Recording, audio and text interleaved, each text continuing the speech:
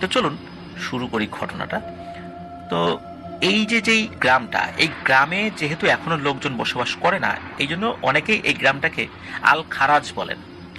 খারাজ শব্দের অর্থ কিন্তু আরবিতে বের হয়ে যাওয়া, মানে চলে যাওয়া, কোন একটা জায়গায় আগে ছিল সেখান থেকে বের হয়ে যাওয়া, এরকম একটা শব্দ মিন করে। তো ওই গ্রামের আসল নামটা কি এটা বলা মুশকিল। তো ওইখান থেকে মানুষজন বিভিন্ন কারণে চলে যাওয়ার পর ওই জায়গাটার নাম হয়ে গেছে আল খারাজ। এটা মানুষ বলে আর কি, ওখানকার নাম অন্য কিছু থাকতে পারে। যেই পরিবারের সাথে ঘটনার সূত্রপাত, সেই পরিবারের মোট সদস্য সংখ্যা 4 জন ছিল। পরিবারের কর্তার নাম ছিল আকবর, তার স্ত্রীর নাম ছিল রাহেলা, তার একটি মেয়ে ছিল, তার নাম ছিল সিসান, আর তাদের একজন কাজের মহিলা ছিল, তার নাম হচ্ছে ইব্রু। এখানে সিসান এবং ইব্রু এই দুটো নাম শিওর, অন্য নামগুলো কাছাকাছি নাম আমরা দেওয়ার চেষ্টা করছি আকবর এবং রাহেলা। ওই যে কাজের মহিলা, তার বয়স আনুমানিক 40-এরও বেশি। আর এই যে ঘটনাটি, এটি কিন্তু অনেক আগের ঘটনা। কাতার স্বাধীনতা লাভ করেছে 1971 সালে। আর এই ঘটনাটি 70-এর দশকের শেষ দিকে বা 80-র দশকের শুরু বা মাঝামাঝি এরকম একটা সময় হতে পারে, নির্দিষ্ট করে সাল বলা যায় না। কারণ মরুভূমির এই দেশগুলোতে কিন্তু অনেক দূরে দূরে বসতি, একটা বাড়ি থেকে আর একটা বাড়ির গ্যাপটাও বেশি।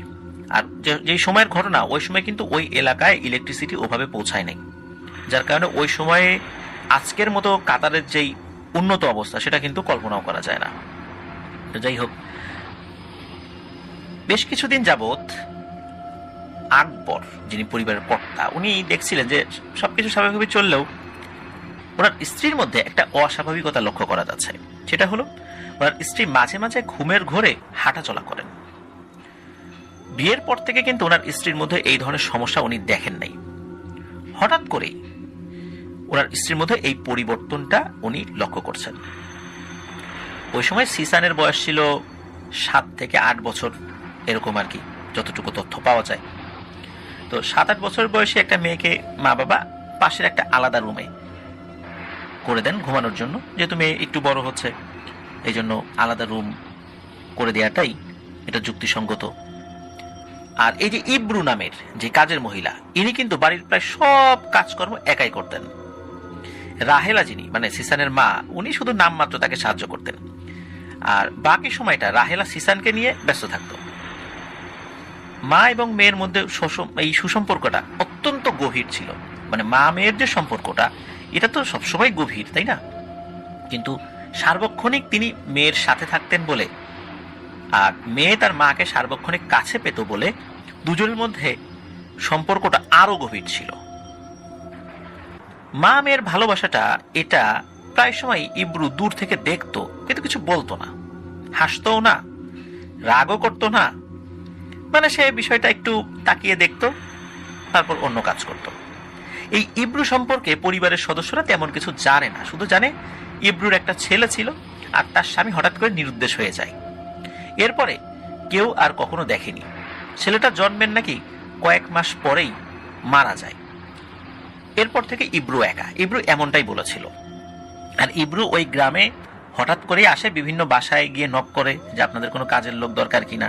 তো অনেক বাড়ি থেকে না করে দেয়। তো আকবরের বাড়িতে কাজের লোকের দরকার ছিল, অন্য বাড়িগুলো না করে দিয়েছে। তার পেছনে কারণ হলো, অপরিচিত একজন মানুষ হুট করে তাকে কাজে রাখবেন, বিভিন্ন ধরনের সমস্যা তো হতেই পারে। তো ওই সময় আকবরের স্ত্রী অসুস্থ ছিলেন বিধায় আকবরকে পরিবারের অনেক কাজ করতে হতো। তাছাড়া আকবর নিজেও অন্য পেশায় জড়িত ছিলেন। পরিবারের দেখাশোনা, তার মেয়ের দেখাশোনা, তার স্ত্রীর দেখাশোনা, এসব কিছু করতে গিয়ে তার পেশাগত জীবন খুব বাজেভাবে হ্যাম্পার্ড হচ্ছিল। আর তার মেয়েও দেখা যাচ্ছে অসুস্থ হয়ে যাচ্ছে, মা কোনো কারণে অসুস্থ হয়ে গেছে। এখন আকবর সবকিছু সামাল দিতে খুব হিমশিম খাচ্ছিলেন। এটাই স্বাভাবিক একজন পুরুষ লোকের পক্ষে, এরকমটাই হবে। এই কারণে আকবর কিন্তু চিন্তা করলেন যে একজন মানুষকে যেহেতু পাওয়া গেল, নিশ্চয়ই আল্লাহ তাকে পাঠিয়েছেন, তা না হলে এরকমটা তো হুট করে আসার কথা না। আর উনিও চিন্তা করেছেন হয়তো বা উনি বলেছেন, আমি প্রতিবেশীর বিভিন্ন দ্বারে দ্বারে ঘুরেছি, তারা আমাকে কেউ রাখেনি। আর ওই প্রতিবেশীদের মধ্যেই একজন বললো যে ওই বাড়িতে যাও, ওই বাড়িতে কাজের লোক লাগতে পারে, এই জন্য আপনার বাসায় আসছি। তা আকবরও চিন্তা করেন যে আমার প্রতিবেশী একজন লোককে পাঠিয়েছে, মনে মনে সেই প্রতিবেশীকে ধন্যবাদও জানান। তো তাকে কাজে রাখেন। এইভাবেই আসলে ইব্রু ওই পরিবারের সদস্য হয়েছিল আর কি। তো এই যে আকবরের স্ত্রী রাহেলার এই যে সমস্যাটা ঘটলো, উনি কিন্তু শুরুর দিকে বিষয়টা এই যে স্লিপ ওয়াকিং যে ব্যাপারটা, এটাই ধরে নিয়েছিলেন যে এটা একটা রোগ, আস্তে আস্তে ঠিক হয়ে যাবে এরকম চিন্তা করেছিলেন। তবে তখন উনি ডাক্তার দেখান নাই। তবে এক প্রতিবেশীর সাথে আকবরের একটা ভালো সম্পর্ক ছিল। তো ওই প্রতিবেশীর সাথে উনি বিষয়টা শেয়ার করেন। তখন ওই প্রতিবেশী উনি বললেন যে আসলে রাহেলা, সিসান ওরা তো বাইরের মানুষদের সাথে কম মেশার সুযোগ পায়। বাড়ির সদস্য বলতে একজন, সেটা হলো ইব্রু, আর তুমি তো সারাদিন কাজ করার পরে সন্ধ্যার সময় বাড়িতে আসো। এই জন্য আমি আমার স্ত্রী এবং মেয়েকে তোমাদের বাসায় পাঠাবো এবং ওদেরকেও আমাদের বাসায় আসতে বলো। তাহলে গল্প গুজব করলে সময়টা ভালো কাটবে। একা একা থাকতে থাকতে বিভিন্ন ধরনের মানসিক সমস্যা হতেই পারে, যেহেতু রাহেলা অন্য কোনো মহিলার সাথে কথা বলার সময় সুযোগ পায় না, সারাক্ষণ মেয়েকে নিয়েই ব্যস্ত থাকে। এই প্রস্তাবটা ভালোই লাগে আকবরের কাছে এবং উনি বলেন যে হ্যাঁ ঠিক আছে, তাহলে এটা করা যেতে পারে। ওই অনুযায়ী বেশ ভালোই চলছিল। প্রতিবেশীর স্ত্রী, মেয়ে তারা আকবরের বাড়িতে আসেন, রাহেলা এবং সিসানের সাথে গল্প করেন। আবার রাহেলা এবং সিসানও ওই প্রতিবেশীর বাড়িতে যান, গিয়ে তারাও গল্প গুজব করেন। মোটামুটি চলছিল ভালোই। কিন্তু এই যে রাহেলার যে স্লিপ ওয়াকিং এর যে ব্যাপারটা, এটা কিন্তু আসলে কম ছিল না, মানে ওটা ওইভাবেই ছিল। আকবর চিন্তা করেছিলেন যে যেহেতু মাত্র কথাবার্তা বলা শুরু করেছে প্রতিবেশীদের সাথে, আস্তে আস্তে জিনিসটা যাবে। এটা তো একদিনে হয় নাই, দীর্ঘদিন ধরে এরকম একা একা থাকতে থাকতে এই সমস্যার সৃষ্টি হয়েছে এবং আস্তে আস্তেই এটা চলে যাবে, এই চিন্তা করেছিলেন। তো কোনো একদিন সন্ধ্যাবেলা সিসান হঠাৎ করে অসুস্থ হয়ে পড়েন, গায়ে বেশ জ্বর আসে। তো রাহেলা তার মেয়েকে রাতের খাবার খাইয়ে সেবা যত্ন করে সন্ধ্যা নাগাদ তাকে শুইয়ে দিয়ে আসে। মানে ওখানে কিন্তু সন্ধ্যার পরেই মূলত রাতের খাবারটা ওই এলাকায় খাওয়াতে, মানে গ্রামে বাংলাদেশে এরকমটা দেখা যায়, ওইখানে অনেকটা এরকমই, মানে ওই সময়ের বাস্তবতায় ওই পরিবেশটা এরকম ছিল আর কি কাতারে, বিশেষ করে গ্রাম অঞ্চলে। তো প্রতিদিনের মতো সবকিছু ঠিকঠাক ছিল।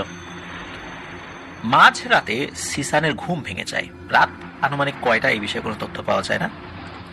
তো সিসান খেয়াল করে সিসানের রুমের মধ্যে তার মা হাঁটাচলা করছে। তো সিসানের তো শরীর খারাপ ছিল, জ্বর। তো সিসান চিন্তা করছে হয়তো তার মা তার সেবা যত্ন করার জন্য হাঁটাহাঁটি করছে বা কোনো কিছু আনতে যাচ্ছে। তো সিসান কি করেছে, তার মাকে ডাক দেয়। তো ডাক দেওয়ার পরে সিসান একটা বিষয় খেয়াল করে, সেটা হলো যে তার মা যখন ঘরের মধ্যে দিয়ে হাঁটাচলা করছিল তখন তার পেছনে একটা ছায়া ছিল। অন্ধকারে বা হালকা আলোতে মানুষের ছায়া থাকবে, এটাই স্বাভাবিক। কিন্তু সিসান খেয়াল করে যে তার মায়ের ছায়াটা ছায়াই আছে, মানে তার সাথেই নড়াচড়া করছে, কিন্তু ওই ছায়ার সাথেও আর একটা ছায়া রয়েছে যেটা স্টিল দাঁড়িয়ে আছে, ওটা নড়াচড়া করে না।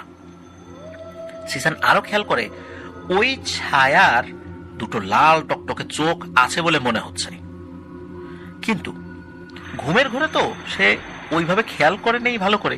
কিন্তু সে যখন আরেকটু স্বাভাবিক হলো তখন দেখলো লাল টকটকে চোখ আসলে ছায়ার না, ওই ছায়াটা আসলে স্টিল দাঁড়িয়ে আছে, কোনো একটা মনুষ্যরূপী ছায়া, কিন্তু লাল টকটকে চোখ মনে হচ্ছে তার মায়েরই।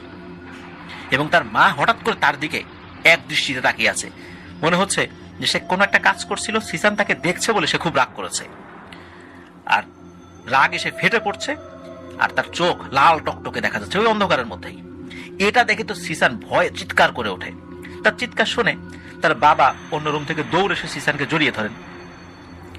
তখন সিসান বলতে থাকে যে আমার মাকে দেখলাম যে মা আমার উপর খুব রেগে আছে, সে আমার দিকে এমন ভাবে তাকালো যে আমি খুব ভয় পেয়েছি, আর আমার মায়ের পেছনে আমি কাউকে দেখলাম যে খুব কালো।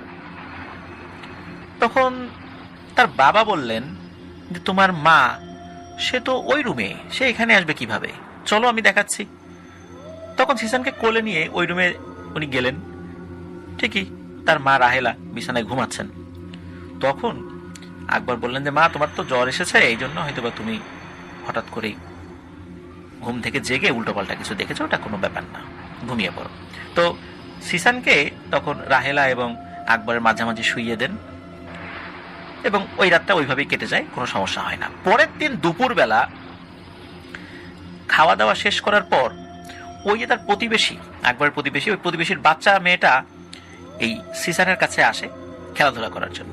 তো সিসানের যে রুমটা, ওই রুমের ভিতরে দুজন একসাথে খেলা করছিল। তো কথায় কথায় সিসান ওই মেয়েটিকে বলে যে, জানো, রাতের বেলা আমি না খুব কালো একজনকে দেখেছি। তখন ওই মেয়েটি বলে যে, কালো রংটা আমারও পছন্দ। তো ওই লোকটা বা ওই জিনিসটা কেমন দেখতে? বলে মানুষের মতো। সে কি তোমার সাথে কথা বলে? না, কথা তো বলে না।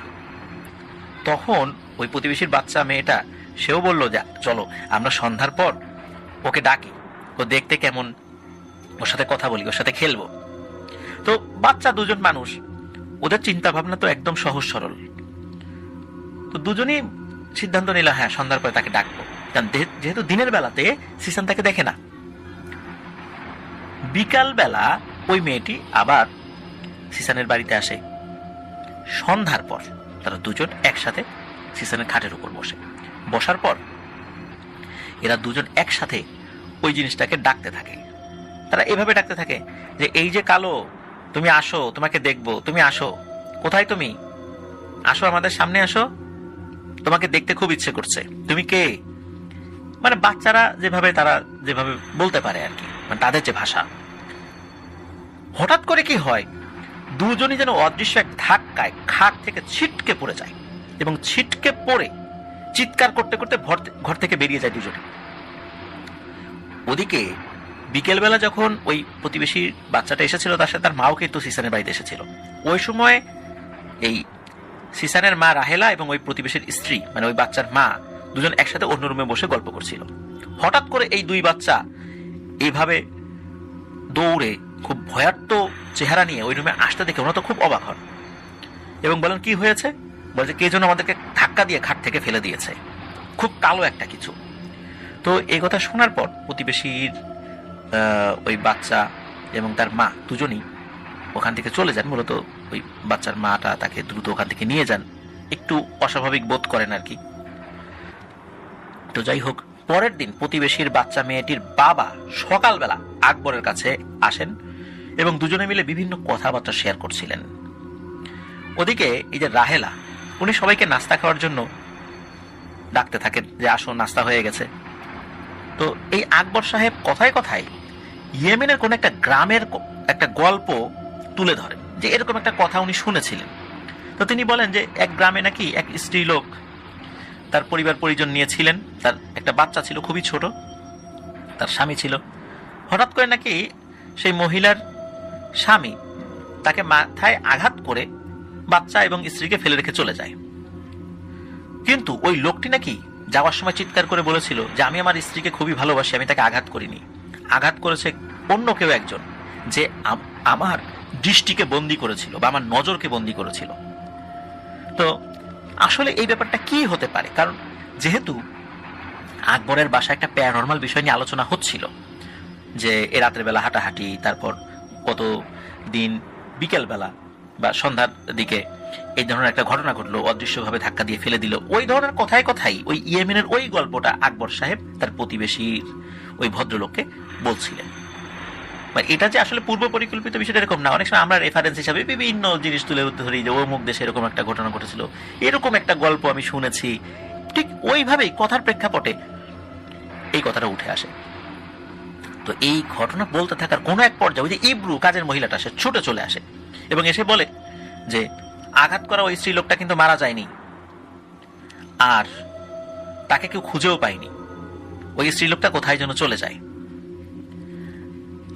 এই কথা শোনার পর আকবর এবং তার প্রতিবেশী খুবই অবাক হয়, বলে যে, ইব্রু তুমি কি ওই মহিলাকে চেনো?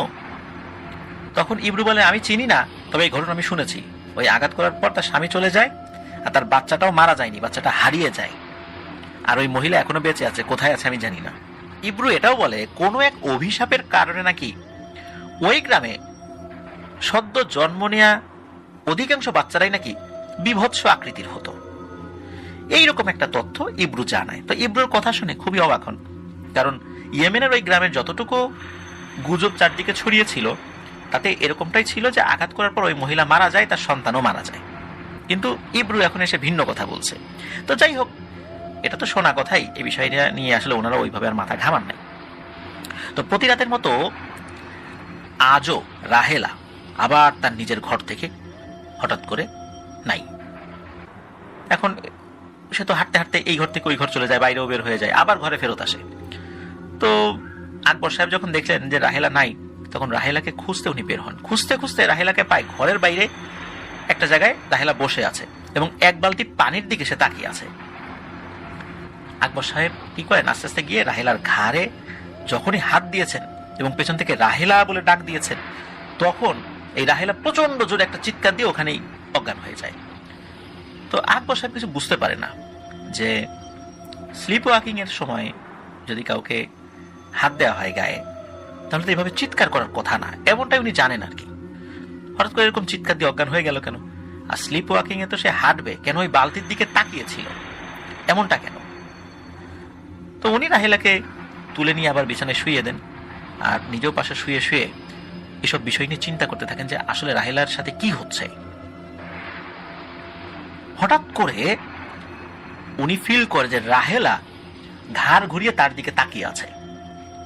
তো উনি যখনই অন্ধকারে, আবছা আলো ছিল ঘরে আর কি, চাঁদের আলো আসছিল, তো উনি যখন ঘাড় ঘুরিয়ে রাহেলার দিকে তাকিয়েছেন, ওর বুকের মধ্যে ধরাস করে ওঠে। কারণ রাতের বেলা আমাদের পাশে যে ব্যক্তি শুয়ে থাকুক না কেন, যদি বড় বড় চোখ করে আমাদের দিকে তাকিয়ে থাকে, ওই অন্ধকারের মধ্যে তার চেহারাটা কিন্তু ভয়ঙ্কর দেখা যায়। তো যখনই দেখেছেন রাহেলা তার দিকে বড় বড় চোখ করে তাকিয়ে আছে, তখন উনি প্রচন্ড ভয় পেয়েছেন। তো ভয়ে উনি চিৎকার করতে যাবেন, এমন সময় রাহেলা বলে ওঠে, আকবর তুমি মারা গেছো, আকবর তুমি মারা গেছো, তুমি মৃত। আরবিতে এরকম বলেন আর কি। তো আকবর কি করেন, ওই সময় তো ভয় পেয়েছিলেন, আর রাহেলা এই ধরনের কথা বলছে, উনি প্রচন্ড জোরে রাহেলাকে দেন এক ধমক। এক ধমক খাওয়ার সাথে সাথে রাহেলা আবার অজ্ঞান হয়ে যায়। এদিকে তার যে ছোট্ট মেয়ে সিসান পাশের রুম থেকে এই যে আকবর তুমি মরে গেছো, আকবর তুমি মৃত, এই শব্দটাও শুনেছিলেন, আর তার মাকে ধমক দিয়েছিল এটাও শুনল। এরপর থেকেই রাহেলা চেহারা দেখলেই সিসান খুব ভয় পেত। এই হাঁটা চলার যে ব্যাপারটা, এটা কিন্তু রাহেলার মনে ভীতি সৃষ্টি করতে পারেনি। বা প্রথম রাত্রে যে ঘটনাটি ঘটেছিল, তার মা তার দিকে বড় বড় চোখ করে তাকিয়েছিল, এটাও তার মনে খুব একটা ভীতি সৃষ্টি না করলেও ওই রাতের পর থেকে, মানে এই যে রাহেলা অজ্ঞান হয়ে গেল, তার বাবা আকবর সাহেব, সিসানের বাবা আকবর সাহেব তাকে তুলে নিয়ে বিছানায় শুয়ে দিলেন, এরপর থেকেই সিসান তার মাকে দেখলে প্রচন্ড ভয় পায়। তার চেহারার দিকে তাকালেই সে ভয় পায়। এদিকে তার এই ভয়ের ব্যাপারটা, সিসান যেহেতু 7-8 বছর বয়সে, তো একদম ছোট না, ওই প্রতিবেশী যে আন্টি তাকে বলেছে যে আমি আমার আম্মুকে দেখলে না খুব ভয় পাই। তখন ওই প্রতিবেশী আন্টি সিসানকে সান্ত্বনা দিয়ে বলেছিলেন যে ও কিছু না, তোমার আম্মু একটু অসুস্থ, তো ওষুধ খেলে ঠিক হয়ে যাবে, তোমার আম্মুকে দেখে তুমি ভয় পেও না, মাকে দেখে আবার ভয় কিসের, এইভাবে উনি সান্ত্বনা দিয়েছিলেন। এদিকে ওই ভদ্র মহিলা, উনি তার স্বামীকে বলেছিলেন যে তুমি আকবর সাহেবকে বলো দ্রুত কোনো হুজুরের কাছে গিয়ে কোনো একটা সমাধান নিতে, বিষয়টা আমার কাছে ভালো ঠেকছে না, এটা মনে হচ্ছে কোনো ডাক্তারি বিদ্যায় ভালো হবে না। তো ওই প্রতিবেশী ব্যক্তির পরামর্শে আকবর সাহেব তাদের এলাকার একজন মসজিদের ইমামের কাছে গিয়ে এই স্লিপ ওয়াকিং থেকে শুরু করে নিয়ে সব বিষয় খুলে বলেন যে কি কি ঘটেছে। তো ইমাম সাহেব কি করেন, কিছু দোয়া পড়ে কয়েকটা খেজুর তাকে দিয়ে বলেন যে এগুলোর জন্য রাতে ঘুমানোর আগে রাহেলাকে খাওয়ানো হয় এবং খাওয়ানোর পর তাকে ঘুম পাড়িয়ে দেওয়া হয়। তো ওগুলো নিয়ে উনি চলে আসেন। রাতে ঘুমানোর পর সেদিন রাত্রে একটা খেজুর তাকে খাওয়ানো হয়। ওই রাত্রে রাহেলাকে আকবর সাহেব আর উঠে হাঁটতে দেখেননি, তবে ওই রাত্রে আকবর সাহেব পুরো রাত জেগেছিলেন। উনি সারা বাড়ি হাঁটছেন, এদিক ওদিক যাচ্ছেন, মেয়ে সিসানের ঘরে যাচ্ছেন, আবার রাহেলার ঘরে যাচ্ছেন, দেখছেন যে সবকিছু ঠিকঠাক আছে কিনা। তো উনি হাঁটছিলেন, হঠাৎ করে কি হলো, ওনাদের ঘরে হারিকেনের মতো এক ধরনের আলো জ্বালানোর জিনিস ছিল।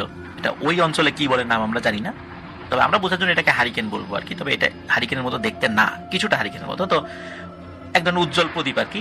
তো এই ধরনের কিছু প্রদীপ ঘরের বিভিন্ন জায়গায় জ্বালানো ছিল, যেহেতু ওনাদের ওখানে ইলেকট্রিসিটি ছিল না। তো উনি হঠাৎ করে শুনতে পান যে ওইটার উপর যে কাচের যে জিনিসটা দেয়া আছে, হারিকেনে যেরকমটা থাকে, ঠাস ঠাস করে ওগুলো ফেটে যেতে লাগলো। প্রচন্ড গরম কাচের উপরে যদি পানির ফোঁটা পড়ে, তখন যেভাবে কাচ ভেঙে যায়, ঠিক ওই রকম ভাবে ভেঙে যাচ্ছে। হঠাৎ এই শব্দটা পেয়ে আকবর সাহেব কিছুটা ভয় পেয়ে যান এবং হতভম্ব হয়ে দৌড়ে তার রুমে চলে আসেন। এসে দেখেন তার স্ত্রী ঠিকঠাক মতো ঘুমাচ্ছে। আবার হঠাৎ করে উনি রান্নাঘরে একটা শব্দ শুনতে পান, কোনো কিছু পড়ে গিয়েছে এরকম একটা শব্দ। দৌড়ে রান্নাঘরে গিয়ে উনি দেখতে পান যে স্বচ্ছ একটা পাত্রের গায়ে কালো কিছু দিয়ে আঁচড় কেটে কোন একটা চিহ্ন আঁকা রয়েছে। তো ওই পাত্রটি নিয়ে উনি ওই রাত্রেই ওই অবস্থাতেই ওই প্রতিবেশীর বাড়িতে চলে যান। রাতের বেলায় তাকে ডেকে উঠান। তো উনি তো উঠেছেন। তখন আকবর সাহেব বলেন, এই দেখো এটা কি, এই চিহ্নটার মানে কি তুমি জানো?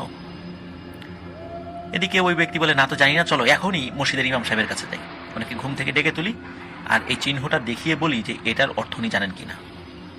তো ওনারা তো দুজন দ্রুত ওই সময় ইমাম সাহেবের কাছে চলে গিয়েছেন, তাকে ঘুম থেকে ডেকে তোলেন। তখন রাত বেশ অনেকই বাজে, প্রায় 2-2:30টার মতো বাজে আনুমানিক আর কি। তো ইমাম সাহেব এটা দেখার পরে বলেন যে আপনি এই পাত্রটা রেখে যান, আমি এখন আর ঘুমাবো না, দেখি আমি এই পাত্রটি সম্পর্কে কোনো তথ্য পাই কিনা। আর আমি আপনাদের বাসায় যাব বিকালবেলা, আমি সারাদিন এগুলো নিয়ে একটু তথ্য সংগ্রহ করি আজকে রাত্রে এবং বিকাল পর্যন্ত, দেখি কিভাবে কি করা যায়। তো ওনাদেরকে ওই সময় বিদায় দিয়ে দেন ইমাম সাহেব। আকবর সাহেব তার বাড়িতে চলে আসেন, প্রতিবেশী তার বাড়িতে চলে আসেন। বাড়িতে এসে দেখে যে সবকিছু স্বাভাবিক আছে, কোনো সমস্যা নাই, তার স্ত্রী ঘুমাচ্ছেন, সিসানও ঘুমাচ্ছেন। তো দিন কেটে যায়, বিকেল চলে আসে। তো বিকেলবেলা ইমাম সাহেব আকবরের বাড়িতে আসলে আকবরের অন্যান্য যারা প্রতিবেশী ছিলেন তারাও ঘটনা শুনেছেন, রাত্রের বেলা এই ধরনের একটা ঘটনা ঘটেছে, এই ধরনের একটা চিহ্ন পাওয়া গেছে, সেটা ইমাম সাহেবকে দিয়ে এসেছেন। তো প্রতিবেশীরাও এই আকবর সাহেবের বাড়িতে এসে হাজির হন। ইমাম সাহেব কি করেছেন, রাহেলাকে ঘরের মেঝেতে শুইয়ে দোয়া দুরূদ পড়তে শুরু করেছেন এবং রাহেলার গায়ের উপরে একটা চাদর দিয়ে ঢেকে দেওয়া হয়।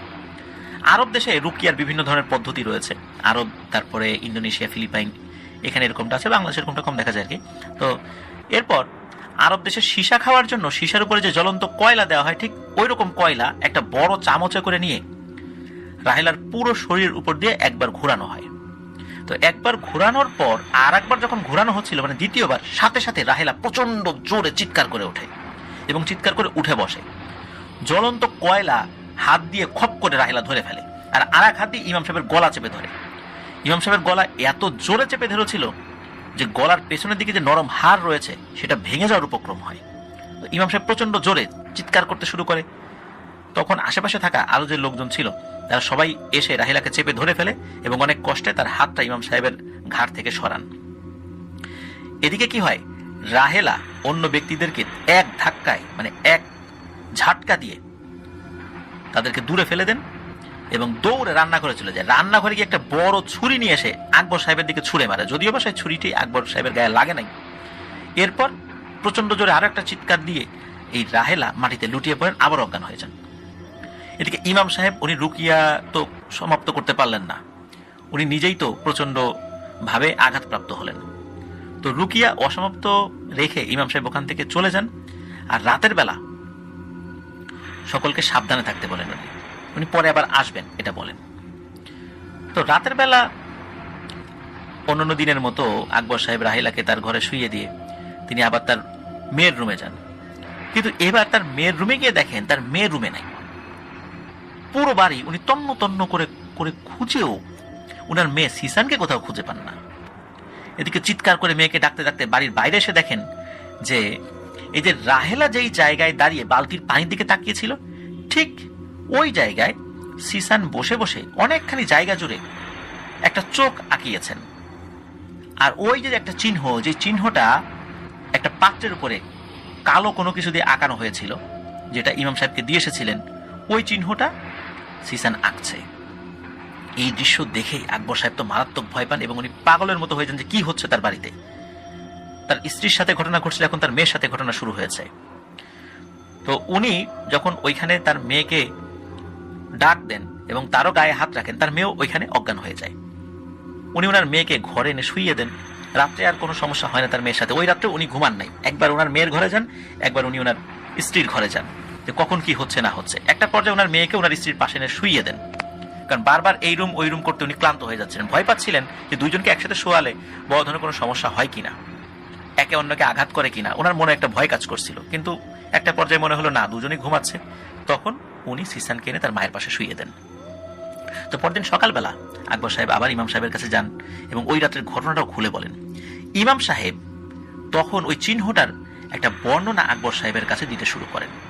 ওই চিহ্নটা এমন ছিল যে আরবি 8 মানে 7 8 বর্ণটা যেরকম হয়, এই দুটো বর্ণ মানে 8 বর্ণটা যদি আমরা উল্টো করি যেমনটা হয়, এবং দুটো বর্ণ যদি পাশাপাশি রাখা হয়, তাহলে দুটো ঘরের চাল যদি এক জায়গায় আমরা আঁকি, শুধু চাল যেরকমটা হয়, এটা ইংরেজিতে যদি বোঝার সুবিধার্থে বলি, সেটা হলো ইংরেজির যে ডাব্লু বর্ণটা রয়েছে, এই ডাব্লু বর্ণটা যদি আমরা উল্টো করি যেমনটা দেখা যায় অনেকটা তেমন। তো এই চিহ্নটা একটা বিশেষ সাইন ইন্ডিকেট করে, সেটা হচ্ছে পবিত্র কোরআনে ভিন্ন ভিন্ন শব্দে শাইতান, শয়তান বা এই ধরনের যে শব্দগুলো রয়েছে, ইবলিস, তো এই যে শয়তানের যে শব্দগুলো, এগুলো এক বচন এবং বহু বচনে বা অন্যান্য শব্দ দিয়েও যে শয়তানকে বোঝানো হয়েছে, এগুলো সর্বমোট ৮৮ বার উল্লেখ রয়েছে। আর আরবি 8 চিহ্নকে উল্টো করে পাশাপাশি 2 বার বসালে এইটা ৮৮ মিন করে। সোজাভাবে বসালেও ৮৮, উল্টোভাবে বসালে এটা যদি কাগজটা ঘুরিয়ে নেওয়া যায় তাহলে কিন্তু সেটা সোজা হয়ে যায়। তাহলে বোঝা যাচ্ছে এটা ৮৮ বার ইন্ডিকেট করছে। তার মানে শয়তানকে পবিত্র কোরআনে ৮৮ বার উল্লেখ করা হয়েছে। জিনদের মধ্যেও নাকি এরকম শয়তানের পূজারী ৮৮টি গোত্র রয়েছে। আর এই ৮৮ গোত্রের কোনো এক গোত্রের জিনকে দিয়ে নাকি এই আকবর সাহেবের পরিবারের উপর কালো জাদু করা হয়েছে। এই কারণেই মূলত ওই পরিবারের সবাই বিপদে পড়ছে একে একে। এখানে নির্দিষ্ট একজনের সাথে কালো জাদু করা হয় নাই, পরিবারের সবার উপরই পর্যায়ক্রমে এই জিনিসটা এসে হাজির হবে এবং এই বিপদটা আসবেই। তো ওই দিন ইমাম সাহেব আবারও আকবর সাহেবের বাড়িতে আসেন।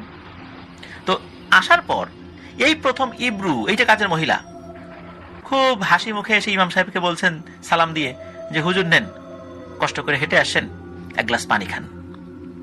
তো ইমাম সাহেব বলে না, আমি পানি খাবো না, আর আমি রুকিয়া করতে কোথাও গেলে সেখানে কোনো কিছু খাই না বা পান করি না। যেই না ইমাম সাহেব ওই পানি খেতে অস্বীকৃতি জানিয়েছেন ইব্রুর হাত থেকে, সাথে সাথে ইব্রু কি করেছে, দাঁত রেখে মানে কামড় দিচ্ছে, কটমট শব্দ করছে এবং প্রচন্ড রাগী চোখে ইমাম সাহেবের দিকে তাকিয়ে আছেন।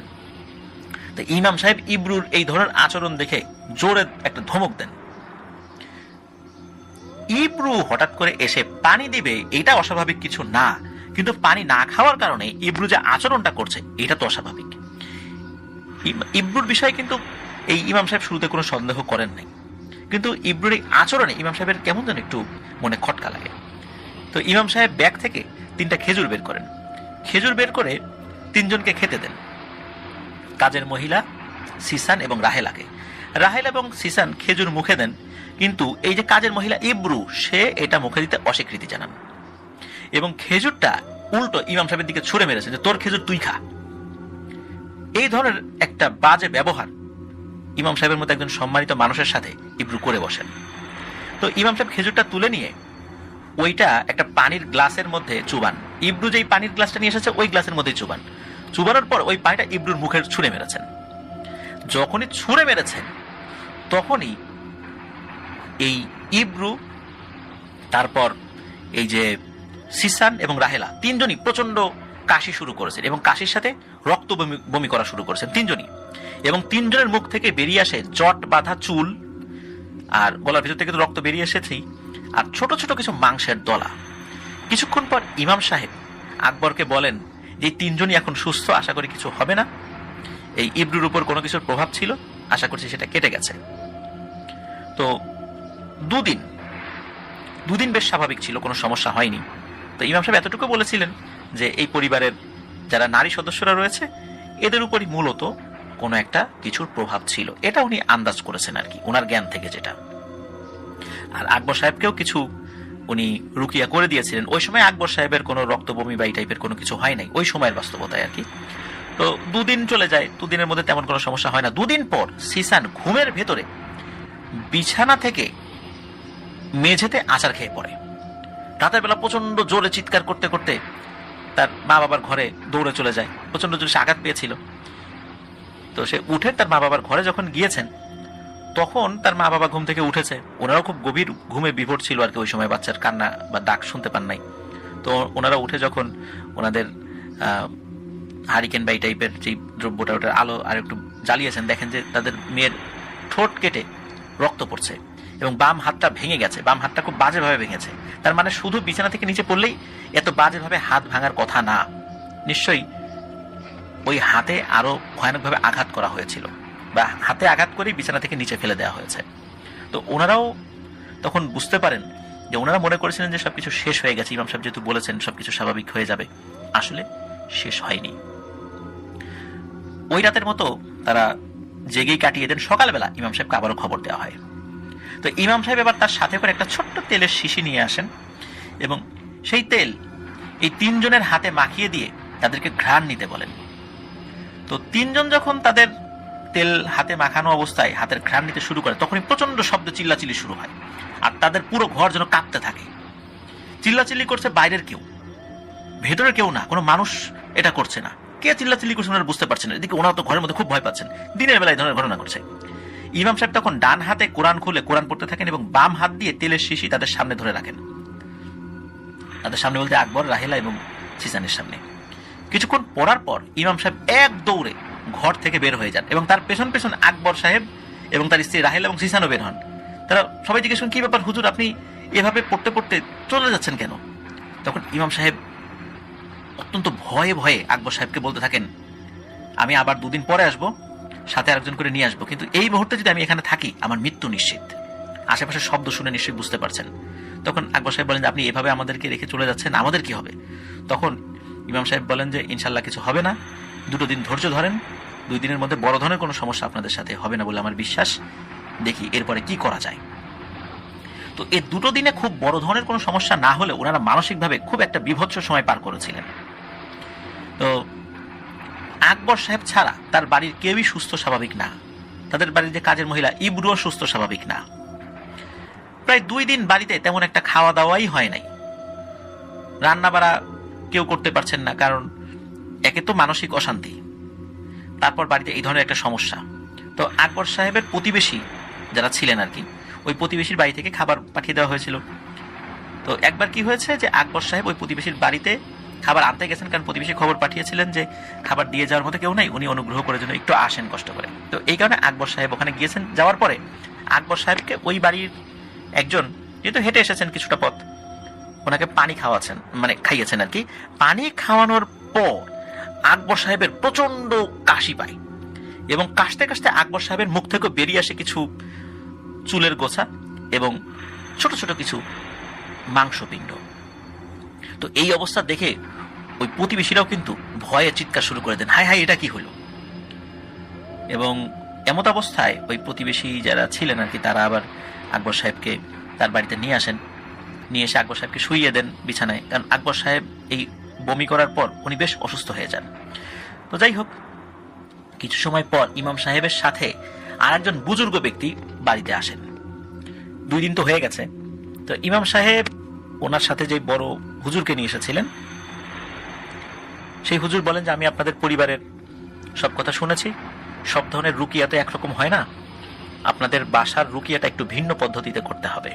এই জন্য আপনারা আমাকে একটি খালি রুমে নিয়ে যান এবং একটি বড় আয়না আমাকে দেন এবং বেশ কিছু মোমবাতি দিবেন, কিন্তু সেই মোমবাতি মাঝখান থেকে ভাঙা থাকবে, আস্ত মোমবাতি হবে না, মাঝখান থেকে ভাঙা মোমবাতি হতে হবে। তো সবাই মিলে এই ব্যবস্থাটা করে দেন। আর এই যে আয়নাটা, এই আয়নাটার পেছন দিকে কিছু আটা জাতীয় জিনিস ফেলে রাখতে বলেন ইমাম সাহেব। তখন ইমাম সাহেব, মানে যিনি বড় হুজুর আর কি, যিনি আসছেন আর কি, ওই ইমাম সাহেব যে আরেকজনকে নিয়ে এসেছেন, তো ওই বড় হুজুর একটা কালো কাপড় দিয়ে নিজেকে মুড়িয়ে নেন এবং ওই আয়নার সামনে বসে উনি ওনার রুকিয়া শুরু করেন। এবং পাশাপাশি ওই ইমাম উনিও বসেছিলেন, উনিও ওনার মতো করে দোয়া দরুদ পড়ছেন। এদিকে বাড়ির সমস্ত লোকজন, ওই যে তার প্রতিবেশী এবং আশেপাশের আরো যারা প্রতিবেশী ছিলেন, তারাও এসেছেন এই বিষয়টা দেখতে। ওখানে কিন্তু গ্রাম বলতে আমাদের মতো এরকম ঘনবসতিপূর্ণ গ্রাম না, একটা গ্রামে 10-12টা পরিবার থাকে এরকম আর কি। কারো কোনো সমস্যা হলে সবাই কম বেশি জেনে যায়। তো ওই সমস্ত বাড়ি থেকে লোকজন এসেছিলেন। তো ওনারা একটু দূরে দাঁড়িয়েছেন। কিছুক্ষণ পর হঠাৎ করে প্রচন্ড শব্দে ওই আয়নাটা ভেঙে যায়। তখন ওই বড় হুজুর, যিনি কালো কাপড় মুড়িয়ে বসেছিলেন, উনি যেখানে বসেছেন বসা থেকে উঠে ওই আয়নার পেছনে যান, গিয়ে দেখেন ওই যে আটাগুলো রাখা ছিল, ওই আটাগুলো দিয়ে 2টো ডিজাইন করা, একটা অর্ধেক চোখ আর ইংরেজি না, মানে আরবিতে এই যে যে সব মানে যে চিহ্নটার কথা বলেছিলাম, আর ইংরেজিতে হলো ডাব্লু কে যদি উল্টা করা হয়, তো আরবিতে 88 এইরকম একটা চিহ্ন আরবিতে ওই আটা দিয়ে মেঝেতে লিখে রাখা হয়েছে, মানে আঁকানো হয়েছে। আর অর্ধেক চোখ কেন? চোখ একটা হতে পারতো, দুটো হতে পারতো, চোখটা অর্ধেক কেন? তো এই প্রশ্নের উত্তর ইমাম সাহেব ওই সময় মানুষকে দেন নাই। উনি বলেন যে তাড়াতাড়ি আমার সাথে আপনারা আপনাদের বাড়ির বাগানের দিকে আসেন। তো ইমাম সাহেব বাগানে আসেন, সাথে অন্যান্য লোকজন আসেন। ইমাম সাহেব সবাইকে বলেন এখানে যতগুলো ফুল গাছ আছে এবং যতগুলো ফুল গাছে ফুল ফুটে আছে, এই ফুল ফোটা ফুল গাছগুলো আপনারা তাড়াতাড়ি শিকড় সহ তুলে ফেলেন। এই শিকড়ের নিচে নিশ্চয়ই কোনো কিছু পোতা আছে। তখন ওই গাছ টেনে মাটি সহ উপড়ে ফেলা হয়। কয়েকটা গাছে, বিশেষ করে ওখানে তো অনেকগুলো গাছ ছিল, কয়েকটা গাছ বলতে ওখানে থাকা 8টা গাছের নিচে কিছু অদ্ভুত জিনিস পাওয়া যায়। কয়েকটা ছোট ছোট পুতুল, একটা কাগজের নকশা, একটা চোখের নকশা যেটা অর্ধেক চোখ, কিন্তু বোঝা যাচ্ছে এটা পুরো চোখ আঁকানো ছিল, কিন্তু সেটা অর্ধেক হয়ে গেছে। যেই জায়গায় আঁকানো ছিল সেই জায়গার কালি উঠে গেছে এবং ওই কাগজটা অনেকটা পচে গেছে। তো আরো বেশ কিছু দ্রব্য পাওয়া যায়, সেগুলো নাম জানা যায় নাই আর কি।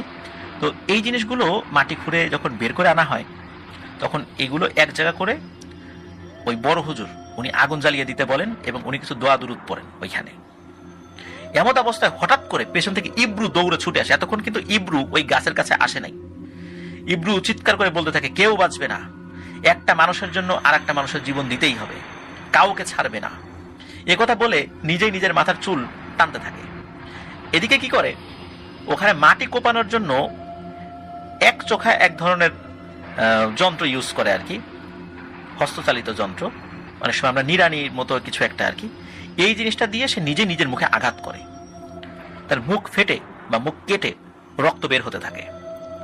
ইমাম সাহেব বলে, ওকে তাড়াতাড়ি করে ধরো, ও নিজের বড় ধরনের কোনো ক্ষতি করার আগেই। তখন আশেপাশে থাকা লোকজন ইব্রুকে ধরে ফেলে। বড় ইমাম সাহেব কি করেছেন, এই ইব্রুকে একটা গোল বৃত্তকে ওর মধ্যে বসিয়েছেন এবং ওনার উপর রুকিয়া করতে শুরু করেন। তো রুকিয়া করছেন, হঠাৎ করে কি হয়েছে, এই রুকিয়া করার মাঝামাঝি সময় এই যে রাহেলা সিসানের মা দৌড়ে গিয়ে সিসানের পা ধরে টানতে টানতে বাড়ির বাইরে নিয়ে যেতে শুরু করেছেন। সবাই তো অবাক হয়ে যায়, আরে এদের আবার কি হলো? রুকিয়া তো হচ্ছে ইব্রুর উপরে, এদের সমস্যা কি হলো? তখন ইমাম সাহেব বলেন, ওই দুজনকে দ্রুত ধরে আমার সামনে নিয়ে আসো। তো লোকজন এই সিসান এবং রাহেলাকে ধরে ফেলেন। সিসান বেশ আঘাত পেয়েছিলেন, যেহেতু তার পা ধরে টেনে হেসে নিয়ে যাচ্ছিল। আর ওখানে আরবের মাটিগুলো তো এইরকম না, বেশ এবড়ো থেবড়ো পাহাড়ি পাথুরে মাটি। তো সিসানা তো চিৎকার করছিল, তবে বেশি সমস্যা হয়নি সিসানের। সিসানকে ধরে এনে একটা বৃত্তের মধ্যে বসানো হয়। ওই বড় ইমাম সাহেব একটা বৃত্ত গেছেন, আর একটা বৃত্ত আঁকেন, এটা একদম পাশাপাশি, ইব্রু রাহেলা সিসান পাশাপাশি আর কি, এইভাবে আর কি। তো তিনজনকেই 3টা বৃত্তের মধ্যে বসানো হয়। এরপরে ইমাম সাহেব রুকিয়া শুরু করেন। এখন ইমাম সাহেব রুকিয়া করছেন, মানে বড় ইমাম যিনি, উনি আসলে বুঝতে পারছেন না উনি কাকে রেখে কাকে রুকিয়া করবেন। কারণ এই মুহূর্তে রুকিয়াটা বেশি জরুরি হলো ইব্রুর উপরে, আবার হঠাৎ করে রাহেলার সমস্যার সৃষ্টি হয়েছে। তো উনি বুঝতে পারেন যে এই 3জনই কোনো না কোনোভাবে আক্রান্ত, আর একজনকে রুকিয়া শুরু করলে এই জিনিসটা সরে গিয়ে আরেকজনের উপর প্রভাব বিস্তার করে। তো এই ধরনের সমস্যা চলছিল। উপস্থিত যারা ছিলেন তারা তো প্রচন্ড ভয় পাচ্ছিলেন। ওই সময় আরেকজন ইমাম যিনি ছিলেন, তিনি ওই বড় ইমামকে বলেন যে আমার কাছে তেল আছে, আপনার যদি তেল লাগে আপনি নিতে পারেন। তো সেই বড় ইমাম ওই তেলের উপরও আরো কিছু দোয়া দুরুদ পড়েন এবং ওই তেল 3জনের মাথায় লাগিয়ে দেন, ইব্রু, সিসান এবং রাহেলার উপরে। আবার উনি রুকিয়া শুরু করে দেন। এক পর্যায়ে ওই বড় হুজুর বলেন যে আমি আর একটা বৃত্ত আঁকাচ্ছি, আকবর আপনিও বসেন এখানে, আপনার উপর আমার অনুগত এক পরহেজগার জিনকে হাজির করব, একে দিয়ে দেখি কোনো সমস্যার সমাধান করা যায় কিনা এবং ওর কাছে শুনি যে এখন কি করণীয়। তখন এই আকবর সাহেব ওই বড় ইমামের আঁকানো একটা বৃত্তের মধ্যে বসে পড়েন এবং অল্প সময়ের মধ্যেই এই আকবর সাহেবের শরীরে আবু সুহাইয়া নামক একজন পরহেজগার জিন হাজির হন এবং ওই জিন প্রবেশ করার সাথে সাথে আশেপাশে নাকি ঝড়ো হওয়া শুরু হয়ে গেছে। ওই জিনটা কিন্তু ভালো, কিন্তু উনি যখনই আকবর সাহেবের শরীরে প্রবেশ করেছেন তখনই সিচুয়েশন তৈরি হয়েছে। আর যখনই আকবর সাহেবের উপর আবু সুহাইয়া ভর করেছেন তখনই ওই বৃত্তের মধ্যে, যে বৃত্তের মধ্যে ইব্রু, ওই কাজের মহিলা বসেছিল, সে কিছুটা শূন্যের উপর উঠে গেছে। আর কর্কশ কণ্ঠে আকবর সাহেবের ভিতরে থাকা আবু সুহাইয়া বলে ওঠে, জাহান্না, তাহলে তুই এই সব কিছুর মূল হোতা, আমি তো তোকে এখনই ধরে ফেলবো। এই কথা কিন্তু ওই যে আবু সুহাইয়া বলছেন ইব্রুকে, তার মানে ইব্রুর মধ্যে জাহান্না নামক একটা জিন রয়েছে। আর ওই আবু সুহাইয়া এটাও বলে, হাজির তো তোকে হতেই হবে, তোকে তো আমি ধরবই, কিন্তু এত দেরি হবে আমি বুঝতে পারি নাই, আর এটাও বুঝতে পারি নাই যে তুই এই সব কিছুর মূলে রয়েছিস। ওইদিকে ইব্রুর শরীরের ভিতরে থাকা জাহান্না জিনটা বিকট শব্দে হাসতে থাকে, কিন্তু কোনো কথার উত্তর দেয় না। একই সাথে রাহেল এবং সিসানও হাসতে শুরু করে। শুরু হয় এক হাসির তাণ্ডব লীলা। কিন্তু জাহান্না কিন্তু ইব্রুর শরীরের মধ্যে, রাহেল এবং সিসানের শরীরে না। মূলত ইব্রুর শরীরের মধ্যে থেকেই রাহেল এবং সিসানের উপর সে প্রভাব বিস্তার করছিল। তো ইব্রুর শরীরে থাকা জাহান্না জিন বড় ইমামকে তার পরিচয় দিতে শুরু করে, এবং তার কথাবার্তায় এতটুকু সারমর্ম পাওয়া যায়, এই জাহান্না নাকি এই যে ইব্রুর ছেলের জন্মের পর থেকেই ওই বাচ্চার শরীরে আসর করে, এবং সেই বাচ্চাটিকে নাকি এখনো জাহান্না আটকে রেখেছে। আর ওই যে ইয়েমেনের সেই গল্পটা, যে গল্পটা আকবর সাহেব করছিলেন তার প্রতিবেশী ভদ্রলোকের কাছে, ওই গল্পের সেই নারী চরিত্রটাই হচ্ছে ইব্রু। আর ইব্রুর মাথায় চলে যাওয়া ব্যক্তিটি এটা কোনো মানুষ ছিল না, এটা ছিল এই জাহান্না। মানুষের সুরত ধরে এই ইব্রুকে সে বিয়ে করেছিল। আর এই জাহান্না জিনটাই মূলত এই ইব্রুর স্বামী। সে তার জাদুবিদ্যার কাজ হাসিল করার জন্য, নিজের শক্তি বৃদ্ধির জন্যই মূলত কৌশলে এই কাজটি করেছিল, এবং সেটারই একটা অংশ হিসাবে এই ইব্রুকে আঘাত করে সে চলে যায়। আর এরপর এই ইব্রুর যেই সন্তান হয়েছিল আর কি, মূলত সে চলে যাওয়ার আগে তার সন্তান হয়েছিল, এই সন্তানকে জাহান্না নিয়ে চলে যায়। এরপর থেকে স্বপ্নে সবসময় ইব্রুকে বলতো যে এই সন্তানকে ফেরত দেব, আর ইব্রুও সবসময় বলতো যে আমার সন্তানকে ফেরত দাও, আমার সন্তানকে ফেরত দাও। কিন্তু ইব্রু কিন্তু বুঝতে পারে নাই যে তার স্বামী আসলে ছিল জাহান্না। এটা ইব্রু ঘুণাক্ষরে বুঝতে পারে না। ইব্রু মনে করেছে যে তার স্বামী একজন মানুষই ছিল, সে আমার সাথে দাম্পত্য কলহের জেরে আমাকে আঘাত করে সে চলে গেছে, সে এতটুকুই জানতো। কিন্তু সে আর একটা বিষয় জানতো, এটা সত্য, যেটা গ্রামবাসী ভালো করে জানতো না, সেটা হলো অনেকেই জানতো যে ইব্রুর সন্তান মারা গেছে। আসলে ইব্রুর সন্তান মারা যায়নি, ইব্রুর সন্তানকে জাহান্না নিয়ে গেছে।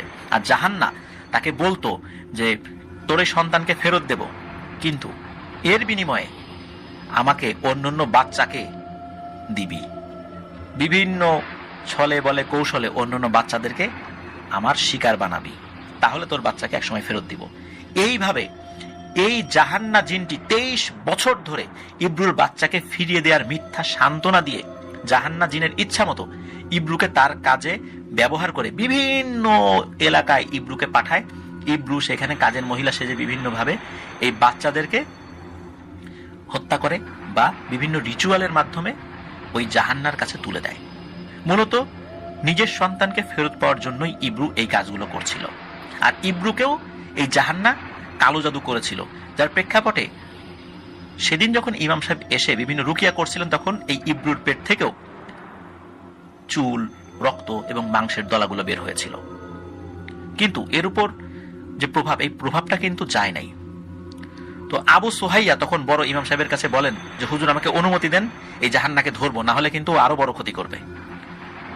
আর তখনই এই বড় ইমাম সাহেব রুকিয়ার সবচেয়ে বড় ভুলটা করে বসেন। উনি আসলে বুঝতে পারেন নাই যে এই কাজটা করাটা ঠিক হবে কিনা। কারণ হচ্ছে, যখন একটা বৃত্তের মধ্যে কাউকে বসানো হয়, এটাকে অনেক জায়গায় ফাড়া বলে।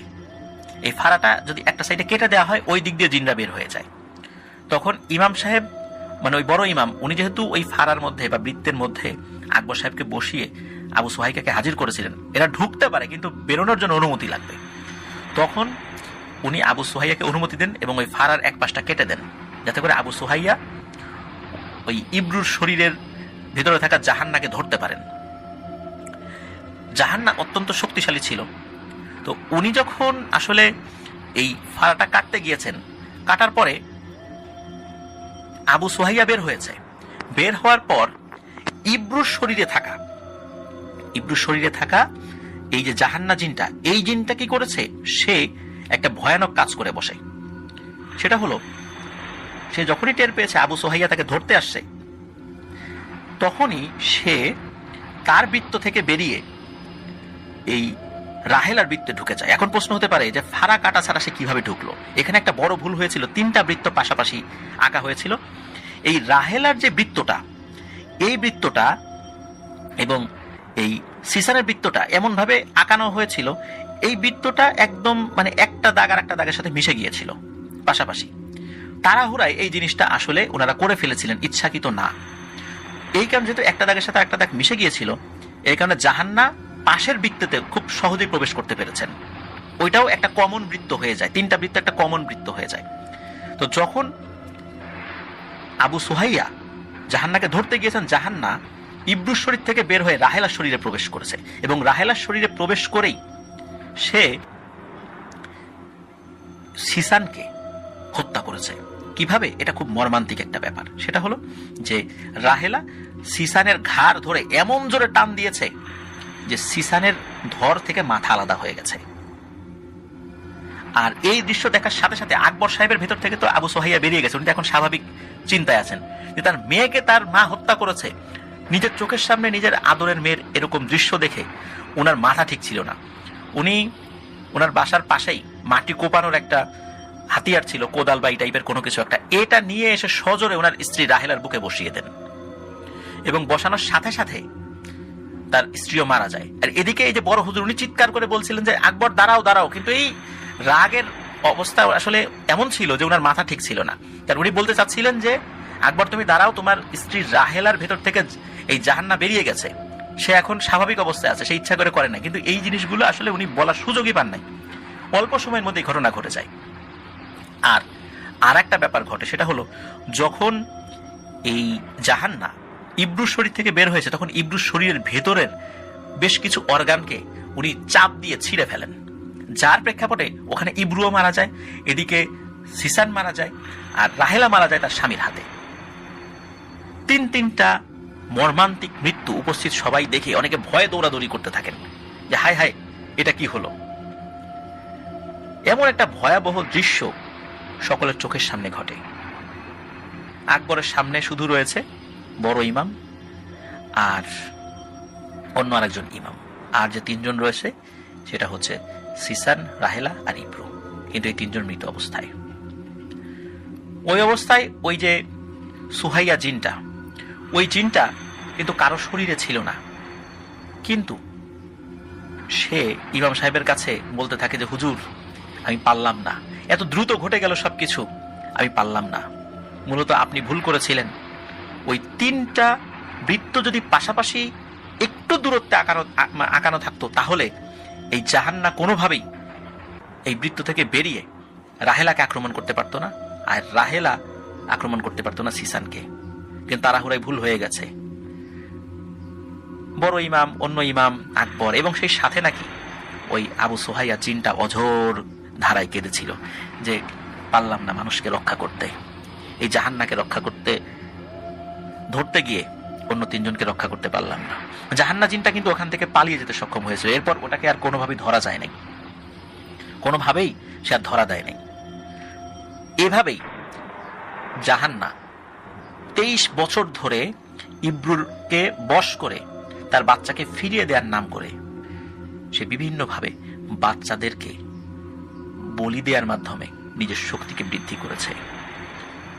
প্রিয় লিসেনার্স, এই ঘটনার পরে এই যে গ্রামের যে অল্প গুটি কয়েক পরিবার তারা এই ভয়াবহ দৃশ্য দেখেছিলেন, এরপর ওনারা ওই গ্রাম থেকে চলে যান। যা আবার তাদের সাথে কোনো ভয়ানক ঘটনা ঘটে কিনা, এরকম একটা ভয়ানক দৃশ্য দেখার পর আসলে কেউই থাকতে চাইবে না।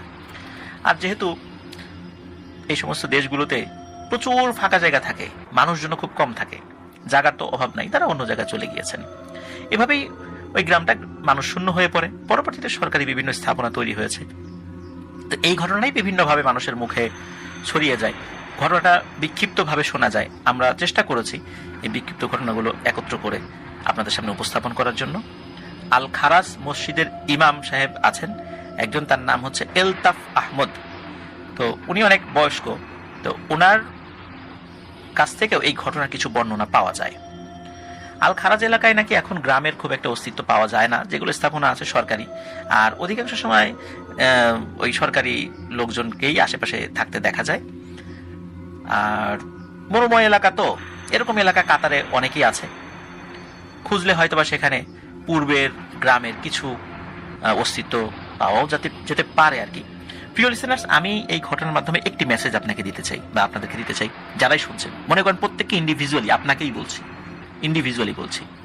সেটা হলো, বাড়িতে কোনো লোক রাখতে হলে অবশ্যই ভালোভাবে তাদের পরিচয় সম্পর্কে নিশ্চিত হয়ে নিতে হবে।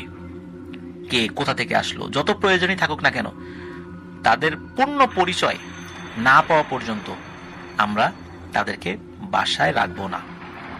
ব্ল্যাক ম্যাজিকের কথা না হয় বাদই দিলাম, এমনিতেও কিন্তু এইভাবে অনেক বাড়িতে ভয়ানক ঘটনা ঘটে, অনেক খারাপ লোকজন বাড়িতে ঢুকে পড়ে। এই জন্য আমরা সতর্ক থাকবো।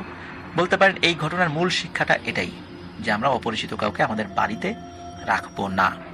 প্রিয় লিসেনার্স, এই ঘটনার রুকিয়ার যে পদ্ধতিটা, এটা আমি ঘটনার মাঝখানে একটা জায়গায় বলেছি, এটা মধ্যপ্রাচ্য, ফিলিপাইন, ইন্দোনেশিয়া, এই জায়গাগুলোতে রুকিয়ার এই পদ্ধতিগুলো ব্যবহৃত হয়। বাংলাদেশে এরকম পদ্ধতি ব্যবহৃত হওয়া খুব একটা আমি শুনিনি। তো এই ধরনের দেখা যাচ্ছে যে রুকিয়ার পদ্ধতিগুলো ওই এলাকার যে সমস্ত সিনেমাগুলো রয়েছে, এই সিনেমাগুলোতেও কিছু কিছু দেখা যায়। তবে বাস্তবেই এরকম রুকিয়া ওখানে হয় বলে আমি জেনেছি এই এলাকাগুলোতে। তো এক একটা এলাকায় এক এক ধরনের পদ্ধতি থাকতেই পারে, সেগুলোই বিভিন্ন সময় তুলে ধরা হয় আর কি। তো আরও অনেক ভয়ানক রুকিয়ার পদ্ধতি রয়েছে যেগুলো আমরা জানি না। অনেক পাহাড়ি এলাকা রয়েছে, ট্রাইবাল এরিয়া রয়েছে, উপজাতি যারা যেখানে থাকেন আর কি, উপজাতি সম্প্রদায়ের লোকেরা, ওখানেও ভিন্ন ধরনের আরো ভয়ানক রুকিয়ার পদ্ধতি রয়েছে। তো এগুলো আসলে কোনটা রুকিয়ার পদ্ধতি কোনটা জাদু, কিছু কিছু ক্ষেত্রে এগুলো পার্থক্য করাটা অনেক টাফ হয়ে যায়। আল্লাহ আমাদেরকে হেফাজত করুন এই ধরনের বিপদ আপদ থেকে। আল্লাহ আমাদেরকে, আমাদের পরিবারকে, আমাদের সন্তানদেরকে হেফাজত করুন। প্রবাসী জীবনে যারা রয়েছেন, পরিবার পরিজন ছেড়ে তারা দূরে রয়েছেন, আপনাদের পরিবার সন্তানরা দেশে রয়েছেন, তাদের জন্য সব সময় আমরাও দোয়া করি, আল্লাহ আপনাদেরকে ভালো রাখুন, আপনার পরিবারকে ভালো রাখুন। আমাদের জন্য আপনারা দোয়া করবেন, আল্লাহ আমাদেরকে এবং আমাদের পরিবারকেও যেন সুস্থ রাখেন, ভালো রাখেন।